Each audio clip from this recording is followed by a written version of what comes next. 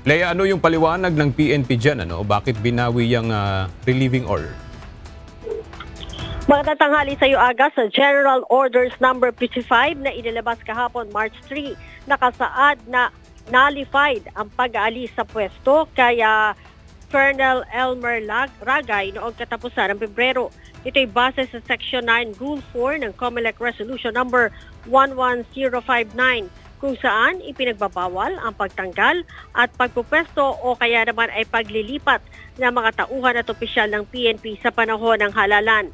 Sinabi ni PNP spokesperson, Police Brigadier General Jean Fajardo, na babalik bilang direktor ng AKG si Colonel Ragay sa kabila ng pagkwestiyon ng Criminal Investigation and Detection Group sa umano'y rescue operation sa dinukot na 14 na taong kulang na Chinese national sa Taguig noong February 20.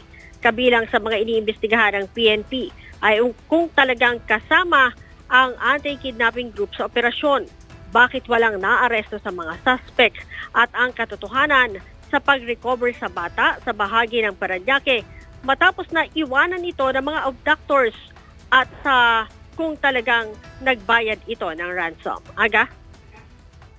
Maraming salamat, Lea Ilagan.